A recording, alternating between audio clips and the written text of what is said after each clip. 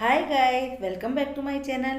पिछले पार्ट में हमने देखा था कि ईबो से कॉन्ट्रैक्ट में से 20% देने की बात कहता है, लेकिन वी जवाब देता है कि सर मुझे पैसे में इंटरेस्ट नहीं है।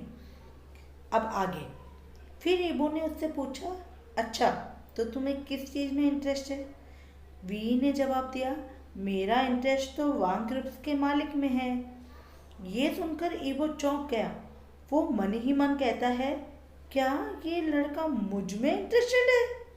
कहीं ऐसा तो नहीं ये उन सभी लड़कों लड़कियों में से है जो मुझे अपने जाल में फंसाकर पैसा कमाना चाहते हैं?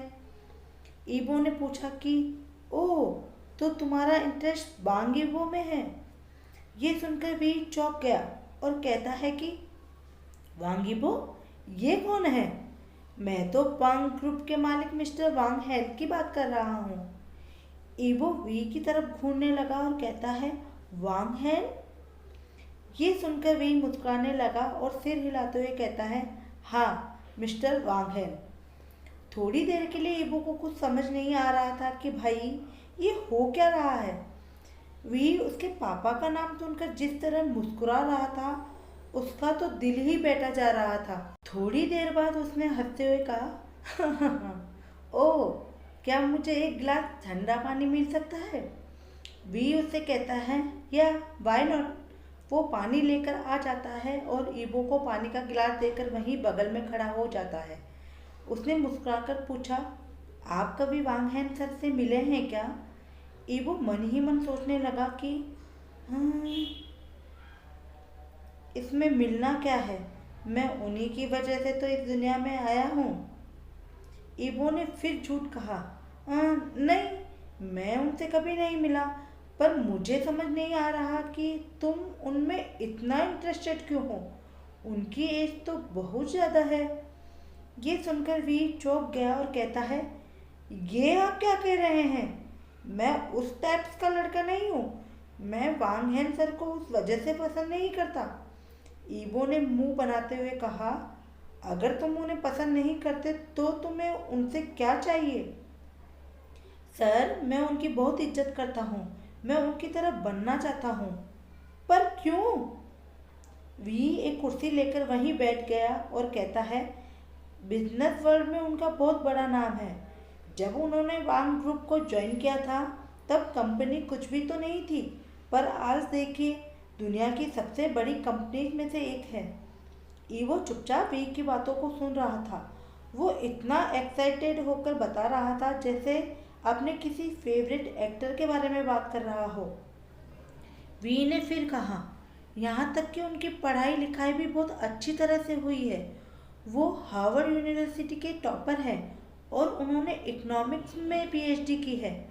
वो दूर की सोचते हैं, तभी उनके सारे एम्प्लॉयज उनसे इतना खुश रहते हैं और उनको बहुत अच्छा काम करके भी देते हैं। वैसे वांग ग्रुप के जितने भी प्रोडक्ट हैं वो बाकी कंपनियों से काफ़ी बेस्ट हैं और बेहतर भी हैं, इसलिए मैं भी उनकी लीडरशिप में काम करना चाहता हूँ। करीब 2 घंटे तक भी बस इसी बारे में बात करता रहा। ईबो को पहले से ही सब पता था, पर ऐसा लग रहा था जैसे वी ने उसके पापा पर पीएचडी कर रखी हो। ईबो ने वी को बीच में ही रोकते हुए कहा कि अच्छा अच्छा अच्छा, तुम उनकी बिजनेस स्किल में काफ़ी इंटरेस्टेड हो। वी ने जवाब दिया, हाँ, मैं उनके बिजनेस स्किल्स को अपने लिए इस्तेमाल करना चाहता हूँ। ईबो अब थोड़ा शॉक्ड हो जाता है। इस्तेमाल? आई मीन कैसा इस्तेमाल? वी ने जवाब दिया, नहीं सर, मैं किसी पर्सनल क्वेश्चन का जवाब नहीं दूंगा। ईबो थोड़ी देर तक सोचने लगता है, फिर कहता है, अगर तुम मुझे सवाल का जवाब दोगे तो मैं तुम्हें उनसे ज़रूर मिलवा सकता हूँ। ये सुनते ही वी की आंखें चमक गई। उसने कहा, पक्का? प्रॉमिस? ईबो ने सिर हिलाकर हाँ में जवाब दिया। तभी वी ने कहा, देखिए मेरे पास टैलेंट है, पर मुझे बिजनेस की बिल्कुल भी समझ नहीं है। मैं उनके गाइडेंस में अपना खुद का प्रोडक्ट लॉन्च करना चाहता हूँ। ईबो कहता है कि प्रोडक्ट? कैसा प्रोडक्ट? वी ने जवाब दिया, सॉरी सर, आपने बस एक सवाल का जवाब देने के लिए कहा था। ईबो मन ही मन सोचने लगता है कि क्या ये लड़का सच में मेरे पापा के साथ बिजनेस में पार्टनरशिप करना चाहता है या इसका प्लान कुछ और है? पर ये 2 मिलियन के ऑफर को ठुकरा रहा है तो जरूर इसके प्रोडक्ट में कोई खास बात होगी। तभी इबो कहता है कि मैंने तो सुना है कि वो 6 महीने पहले ही कंपनी से रिटायर हो गए हैं, अब उनका बेटा कंपनी चला रहा है। वी ने चौंक कर कहा, क्या? ओ नो, ये तो अच्छी बात नहीं है। ईबो ने जवाब दिया, तुम चिंता मत करो, उनका बड़ा बेटा भी उतना ही अच्छा है और वो भी हार्वर्ड यूनिवर्सिटी का टॉपर है। वी ने जवाब दिया, मुझे इस बात पर कोई भरोसा नहीं है, इनफैक्ट बिल्कुल भी भरोसा नहीं है। वो जरूर कोई बिगड़ा हुआ लड़का होगा। अगर किसी के पापा अच्छे हैं इसका मतलब ये बिल्कुल भी नहीं है कि उनका बेटा भी अच्छा हो। ये सुनकर ईबो को गुस्सा आ जाता है। उसने मन ही मन कहा कि अच्छा, इस लड़के की इतनी हिम्मत कि ये मुझे बिगड़ा हुआ कह रहा है। तभी ईबो ने पूछा, तो इसका मतलब ये है कि अब तुम्हें वांग ग्रुप में कोई दिलचस्पी नहीं है? वी ने जवाब दिया, नहीं नहीं, ऐसी बात नहीं है, मुझे अभी भी इंटरेस्ट है क्योंकि मेरा प्रोडक्ट देखकर कोई भी कंपनी मना नहीं कर सकती। पर जब मैं उनसे मिलूँगा तो मेरी एक शर्त होगी कि मैं बस वांग हैन सर के साथ ही काम करूँगा। ईबो मन ही मन सोचने लगा कि पता नहीं इस लड़के के पास कैसा प्रोडक्ट है। ईबो कहता है, पर उनसे मिलना तो बहुत मुश्किल है। वी ने जवाब दिया, हाँ मुझे पता है, मैं उनके ऑफिस में एक बार गया था पर गार्ड ने मुझे अंदर नहीं जाने दिया। थोड़ी देर सोचने के बाद ईबो कहता है कि अच्छा सुनो, मेरे पास एक आइडिया है। तुम्हें कंप्यूटर की बहुत अच्छी नॉलेज है ना, इसलिए तुम उनकी कंपनी की वेबसाइट को हैक कर लो और इससे उन लोगों का ध्यान तुम्हारी तरफ आ जाएगा। वी ने जवाब दिया, नहीं नहीं, मैं ऐसा कभी नहीं कर सकता, इससे तो उन लोगों का मेरे ऊपर से भरोसा ही उठ जाएगा और शायद वो लोग मेरे साथ कभी भी बिजनेस नहीं करेंगे। वी अपनी बातों से बार बार ईबो को इम्प्रेस कर रहा था।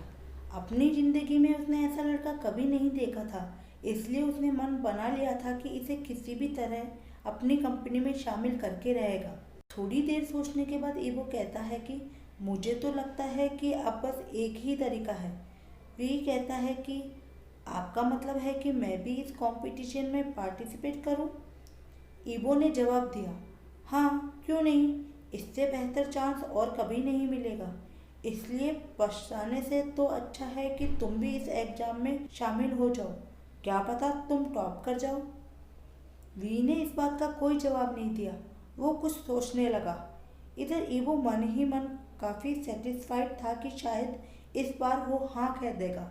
थोड़ी देर सोचने के बाद वेंग कहता है कि मैं भी कल रात को यही बात सोच रहा था, पर मेरे लिए कंपटीशन में पार्टिसिपेट करना इतना आसान नहीं है। क्यों? वी ने जवाब दिया, पहली बात मेरे पास कंप्यूटर की कोई डिग्री नहीं है और दूसरी बात है कि मेरे पास एग्ज़ाम की तैयारी करने के लिए टाइम ही नहीं है।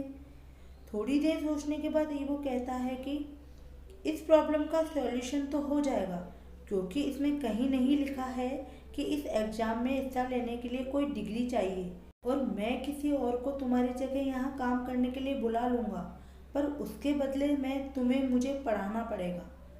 वी ईबो की तरफ देखने लगा और कहता है, सर पर आप ऐसा क्यों कर रहे हैं? ईबो मुस्कुराते हुए कहता है, इसमें मेरा फ़ायदा है, इसी के बहाने तुम एग्ज़ाम में शामिल हो जाओगे और मेरी भी तैयारी हो जाएगी। वी ने जवाब दिया, अगर ऐसी बात है तो फिर एग्ज़ाम में मेरे और आपके बीच कंपटीशन हो जाएगा, उससे आपको कोई प्रॉब्लम तो नहीं होगी ना सर? ईबो ने हंसते हुए जवाब दिया, मुझे इन सब चीज़ों से कोई फ़र्क नहीं पड़ता और अगर मैं तुमसे सीखता हूँ तो ज़्यादा चांस यही रहेगा कि शायद मैं ही कंपटीशन जीत जाऊँ। वही अपनी जगह से उठ गया और कहता है, ठीक है, फिर ये पक्का हो गया कि आप कल से यहाँ पर आ सकते हैं। ईबो ने थोड़ा मुंह बनाया और फिर कहता है, नहीं नहीं यार, यहाँ पर नहीं। वी चौंक कर ईबो की तरफ देखने लगता है। ईबो कहता है, यहाँ पर बहुत शोर होता है और रेफरेंस के लिए उतनी ज़्यादा किताबें भी नहीं हैं, हमें कोई शांत जगह चाहिए। वी उससे कहता है, तो फिर कहाँ? Public library? ईबो उसको आंसर करता है और कहता है कि नहीं, यहीं पास में मेरा एक रिजॉर्ट है, वहाँ पर ज़्यादा लोग नहीं जाते हैं, इसलिए हम लोग वहाँ पर तैयारी कर सकते हैं, कोई भी हमें डिस्टर्ब नहीं करेगा, और वहाँ पर एक बहुत बड़ी लाइब्रेरी भी है और इससे हमें वहाँ से मदद भी मिल जाएगी। वी ने तुरंत मना करते हुए कहा, नहीं नहीं, मैं आपके साथ किसी रिजॉर्ट विजॉर्ट में नहीं आऊँगा, मुझे इसमें खतरा दिख रहा है, ऐसे कैसे मैं आपके साथ वहाँ आ जाऊँ? ईबो ने मुंह बनाते हुए कहा, तुम्हें क्या लगता है मैं तुम्हें किडनैप कर लूँगा? एक्सक्यूज मी सर, मैं एक बिजनेसमैन हूँ और मुझे तुम में वैसा कोई इंटरेस्ट नहीं है जैसा तुम सोच रहे हो। बाय द वे, तुम मेरे साथ बहुत ज़्यादा सेफ हो और जब तक मैं तुम्हारे साथ हूँ तब तक तो तुम्हें कोई छूने की तो क्या, देखने की हिम्मत भी नहीं करेगा। जब एग्जाम ख़त्म हो जाएगा तब तुम दोबारा वापस यहाँ आ जाना। ईबो थोड़ा प्यार और थोड़ा नाराज़गी में उसे समझा रहा है। ये सब सुनकर वीर को थोड़ी तसल्ली होती है और अपना सिर वो हाँ में हिलाते हुए जवाब दे देता है, ठीक है, चलते हैं। ईबो कहता है कि चलो, बहुत अच्छा है, मैं तुम्हें कल दोपहर 2 बजे लेने आ जाऊंगा। Be ready and listen, don't be late. इतना कहकर वो कॉफ़ी हाउस से बाहर चला जाता है। बाहर आते ही वो मन ही मन सोचने लगता है कि ओ गॉड, इस लड़के को मनाना कितना मुश्किल है ना। मैंने अपनी ज़िंदगी में इतनी ज़्यादा बात कभी किसी से नहीं की, इस लड़के ने मुझसे वो भी करवा दिया। अब तो मुझे इसी बात का डर है कि मैं फ्यूचर में इसे कैसे मनाऊंगा कि इसे मेरे साथ काम करना है, मेरे पापा के साथ नहीं।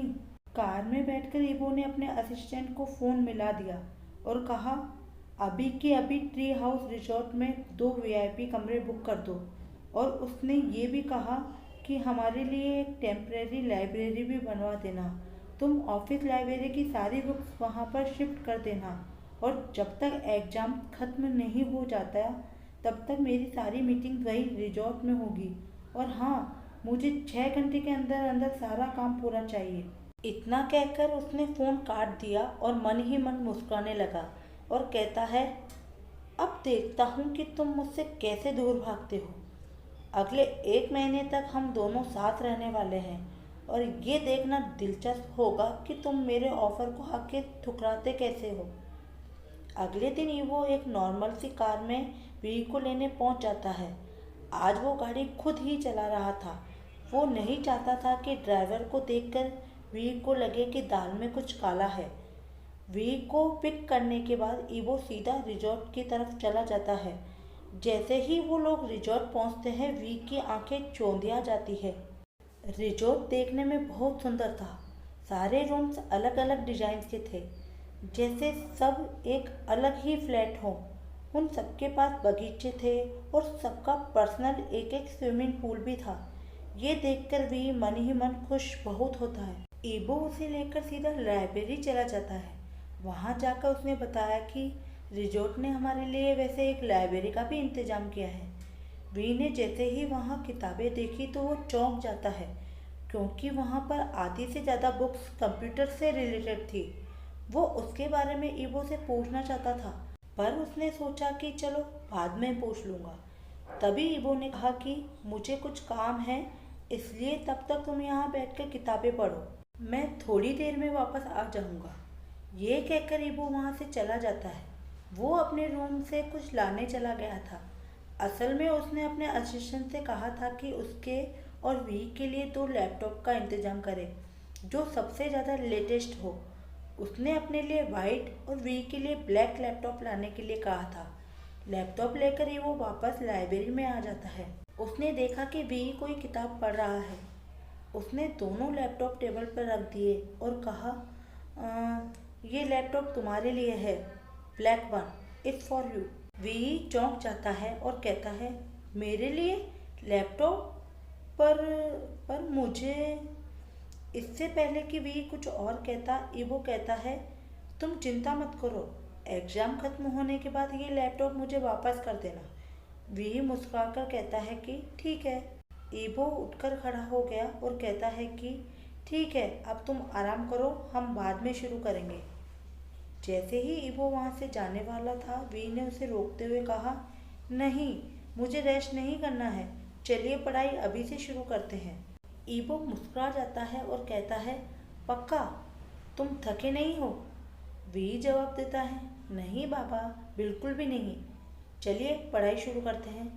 दोनों ने अपना लैपटॉप खोल लिया। वी एक एक करके ईबो को सारी बातें बता रहा था। वैसे तो ईबो को भी कंप्यूटर की नॉलेज कम नहीं थी, पर कुछ ना कुछ बातें उसके लिए भी नई थी जो वी उसे बता रहा था। वहीं दूसरी तरफ वी को भी बहुत आश्चर्य हो रहा था कि ईबो इतनी जल्दी जल्दी कैसे सीख रहा है। जब वो ईबो को कोई काम करने को देता था तो ईबो उसमें बिजी हो जाता था, तो वहीं वी कोई नई किताब लेकर पढ़ने लगता था। अब यही उन दोनों का डेली का रूटीन हो गया था। वो कभी लाइब्रेरी में साथ बैठते थे, तो कभी बगीचे में, तो कभी स्विमिंग पूल के किनारे, और हर दिन कुछ ना कुछ नया सीखने की कोशिश करते थे। रात में डिनर करने के बाद वी अपने कमरे में चला जाता था, तो वहीं ईबो अपने ऑफिस की मीटिंग अटेंड करता था और बाकी का काम पूरा करता था। करीब एक हफ्ते तक साथ रहने के बाद दोनों एक दूसरे से अपनी ज़िंदगी के बारे में कुछ कुछ बताने लगते हैं। हालांकि वी पहले इन बातों का ध्यान रखता था कि वो ईबो के सामने कुछ ज़्यादा ना कहे, पर अब वो ईबो को बहुत सारी बातें बताने लगा था। जैसे जैसे समय बीतता गया तो ईबो को ये एहसास होने लगा कि अब वो वी से दूर नहीं रह पाता था। जब भी वो उसे इग्नोर करता था तो ईबो को बुरा लगता था, और अगर उसे एक छींक भी आ जाती थी तो ईबो को ये चिंता सताने लगती थी कि कहीं उसे सर्दी तो नहीं लग गई। जब वो खाना खाना भूल जाता था तो ईबो उसे डांटने लगता था, क्यों नहीं खाया तुमने टाइम से खाना? सुबह से लेकर रात तक बस उसी का इंतजार करता रहता था वो। उसे समझ नहीं आ रहा था कि उसके साथ ये हो क्या रहा है। करीब 20 दिन तक साथ रहने के बाद दोनों अपने लैपटॉप पर कोई सॉफ्टवेयर बना रहे थे। तभी ईबो को अचानक कुछ याद आ जाता है। पता है, मेरा एक सपना है कि मैं एक ऐसा सॉफ्टवेयर बनाऊं जो पूरे बिजनेस इंडस्ट्री को बदल कर रख दे, और कोई चाहकर भी उस सॉफ्टवेयर को हैक ना कर पाए। फिर वो वी की तरफ मुड़ता है और कहता है, तुम्हारा क्या प्लान है? क्या ड्रीम है? वी मुस्कुराने लगता है और कहता है, आप मेरा सपना पहले से ही जानते हैं। मेरा सपना तो बस यही है कि मैं मिस्टर वांग हैन के साथ काम करूं और उनके साथ अपना प्रोडक्ट लॉन्च करूं। ईबो ने दोबारा पूछा, अगर तुम्हें बुरा नहीं लगे तो क्या तुम बता सकते हो कि तुम्हारा प्रोडक्ट क्या है? वी मन ही मन सोचने लगता है कि इस सवाल का जवाब कैसे दे। वी का रिएक्शन देखकर ईबो कहता है, ठीक है, अगर तुम नहीं बताना चाहते हो तो कोई बात नहीं, पर मैं भी एक बिजनेसमैन हूँ। हाँ, मैं वांग हैन सर की तरह इतना जीनियस तो नहीं, पर मैं भी तुम्हारी मदद कर सकता हूँ। यहाँ तक कि प्रॉफिट कैसे बांटना है वो भी तुम खुद ही तय कर लेना। बस मुझे एक भरोसा चाहिए कि तुम मेरे साथ कभी धोखा नहीं करोगे। वी अपना सिर हिलाता है और कहता है, थैंक यू। जब वी ने सिर्फ थैंक यू में जवाब दिया तो ईबो को थोड़ा सा अजीब लगता है, जैसे उसका दम घुट रहा हो। उस दिन वो जल्दी ही लाइब्रेरी से उठकर अपने रूम में चला जाता है और हाईकुएन को फ़ोन कर देता है। हाईकुएन ने फ़ोन उठाकर कहा, कैसा है भाई? जब ईबो ने कोई जवाब नहीं दिया तो हाईकुएन कहता है, क्या हुआ, उस लड़के ने रिजेक्ट कर दिया है क्या? ईबो ने धीरे से कहा, नहीं, बस उसने थैंक यू कहा, पर इतना सा ही जवाब दिया यार। Very funny. हाईक्यून हंसने लगता है और कहता है, ना कहने से तो बेहतर ही है, क्या पता तुम्हारे पास अभी भी कोई चांस बचा हो। ईबो ने फिर कोई जवाब नहीं दिया।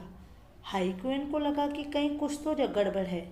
उसने कहा कि ये तुम्हारा ही आइडिया था ना, तो जो भी इसका रिजल्ट आया है वो तुम्हें एक्सेप्ट तो करना ही पड़ेगा मेरे भाई। ईबो कहता है कि यार, मैं उसे किसी भी तरह खोना नहीं चाहता हूँ। हाईक्वेन ने जवाब दिया, तो तुम उसके साथ टेस्ट करना बंद कर दो। तुम्हें पता भी है कि वो एक ईमानदार लड़का है, वो अपने उसूलों के खिलाफ नहीं जाएगा। इससे ज़्यादा तुम्हें और क्या चाहिए? ईबो उसको आंसर करता है, यार ऐसी बात नहीं है, अभी तक मैं ये नहीं जानता कि उसके पास कितना टैलेंट है। हाइक्यून पूछता है कि तुम्हारे कहने का मतलब क्या है। ईबो उसे बताता है, यार अभी कुछ दिनों पहले उसने एक कंप्यूटर वायरस बनाया था। मुझे दिखाते हुए उसने कहा कि पता है, ये सबसे डेंजरस वायरस है। अगर ये किसी भी कंप्यूटर के अंदर आ गया तो उसकी सारी इंफॉर्मेशन को बर्बाद कर देगा, और अभी मार्केट में कोई भी ऐसा सॉफ्टवेयर नहीं है जो इसे ठीक कर पाए। हाइकुइन कहता है कि अब तुम मुझे ये मत बताना कि तुमने उस वायरस को टेस्ट किया है।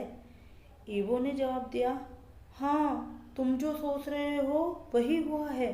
मैंने उससे कहा कि वो ये साबित करके दिखाए कि ये सबसे डेंजरस वायरस है। उसने लैपटॉप खोला और वायरस किसी को भेजा। हाइक्यून ने बहुत जिज्ञासा दिखाई और पूछा, किसे भेजा? ईबो ने जवाब दिया कि अमेरिकन अंडरवर्ल्ड को, वो मेन सेंटर है। उसने वायरस वहीं पर भेजा है। और मुझे अभी अभी पता चला है कि पूरे अंडरवर्ल्ड में तहलका मचा हुआ है। ये सुनकर हाइक्यून कहता है कि यार ये तो बहुत अच्छा है, पर ये लड़का बहुत खतरनाक है बॉस। ईबो ने हाइक्यून की बातों में हाँ मिलाते हुए कहा कि हाँ, मैं भी यही सोच रहा हूँ। ये लड़का एक दो-धारी तलवार की तरह है, अच्छा भी और बुरा भी। इसे मैं अपनी कंपनी में शामिल करने से पहले ये पक्का करना चाहता हूँ कि ये हम लोगों को कोई नुकसान नहीं पहुँचाएगा, नहीं तो इसका एक गलत फैसला और पूरा वांग ग्रुप मिनटों में बर्बाद हो जाएगा। ईबो फिर कहता है, तुम्हें तो पता है कि जब पापा ने कंपनी को टेक ओवर किया था तब कंपनी की हालत बहुत ख़राब थी। उन्होंने बहुत मेहनत करके कंपनी को इस मुकाम पर पहुंचाया है, और अभी ये दुनिया की नंबर 1 कंपनीज में से एक है। मैं नहीं चाहता कि किसी एक गलती से ये सब बर्बाद हो जाए, इसलिए मैं उस लड़के के साथ कोई चांस नहीं लेना चाहता। एक्वेन ने कहा, अगर उसने मना कर दिया तो? ईबो कहता है, अगर उसने हाँ कर दिया तो मैं उसे बताऊंगा कि मैं असल में कौन हूँ, और अगर उसने ना कर दिया तो मैं उसे बस 2 मिलियन दे दूंगा और फिर मैं अपने रास्ते निकल लूँगा।